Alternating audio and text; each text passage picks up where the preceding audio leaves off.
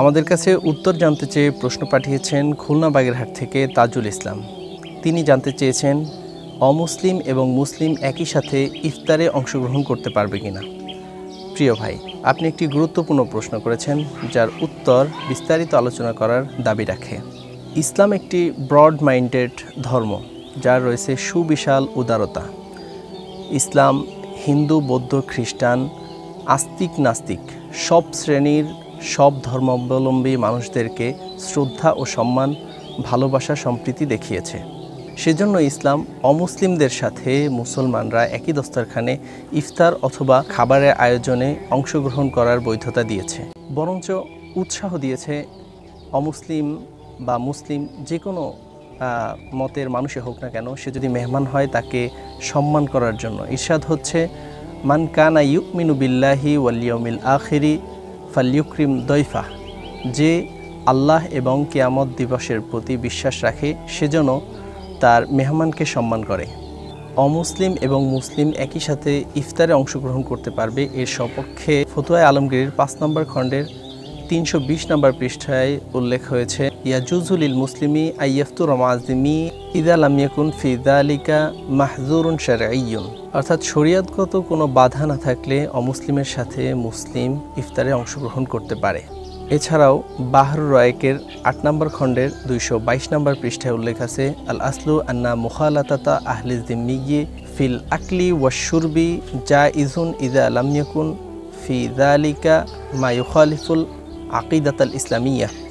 অর্থাৎ অমুসলিমের সাথে মুসলমানরা ইফতার অথবা অন্য কোনো খাবারের অনুষ্ঠানে অংশগ্রহণ করতে পারে, যদি ওই খাবারে এমন কিছু না থাকে যেটা ইসলামী আকিদার পরিপন্থী। এছাড়াও ফতুয়া শামীর 6 নম্বর খণ্ডের 341 পৃষ্ঠায় উল্লেখ আছে, লা বা'সা বিল আকলি মা আহলি যিম্মি ইযা কানা তুআমু হালালান। অর্থাৎ খাবারটা যখন হালাল হবে তখন অমুসলিমদের সাথে মুসলমানরা শরীক হতে কোনো বাধা নেই।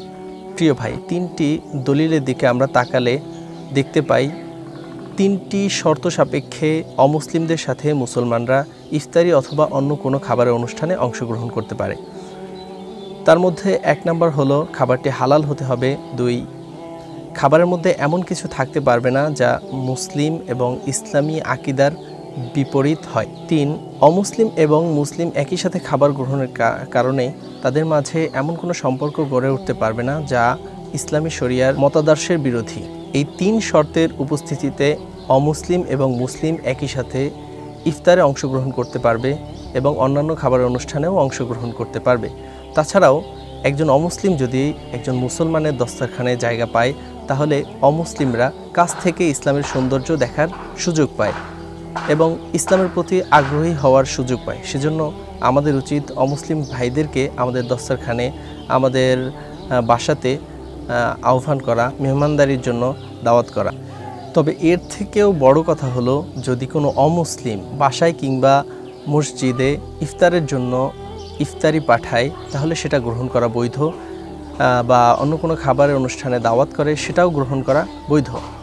আমরা যদি ইসলামের ইতিহাসের দিকে তাকাই, তাহলে এর বিভিন্ন উদাহরণ আমরা দেখতে পাই। আমাদের প্রিয় নবী সাল্লাল্লাহু আলাইহি ওয়াসাল্লাম বিভিন্ন সময় অমুসলিমদের বাসায় দাওয়াত গ্রহণ করেছেন।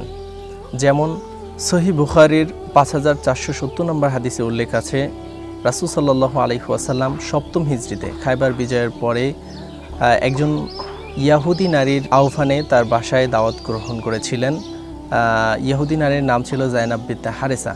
তিনি রাসূল সাল্লাল্লাহু আলাইহি ওয়াসাল্লামকে বিষ মিশানো গোশত খেতে দিয়েছিলেন। রাসূল সাল্লাল্লাহু আলাইহি ওয়াসাল্লাম সেখান থেকে সামান্য পরিমাণে গ্রহণ করেছিলেন।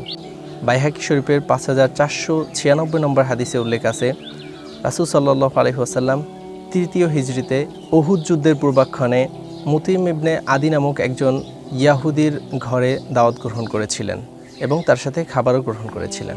প্রিয় ভাই, এ সকল আলোচনা থেকে আমরা বুঝতে পারি যে একজন অমুসলিম মুসলমানের দস্তরখানে খাবার গ্রহণ করতে পারে, এতে কোনো সমস্যা নেই। এমনকি অমুসলিমের বাসায়ও মুসলমানরা খাবার গ্রহণ করতে পারে। আমরা যে পূর্বে 3টি শর্ত উল্লেখ করেছি, সেই 3টি শর্তের উপস্থিতিতে এগুলো করতে পারি। আশা করি আপনি আপনার প্রশ্নের উত্তর পেয়েছেন। আল্লাহ তাআলা আমাদের সবাইকে বোঝার তৌফিক দান করুন।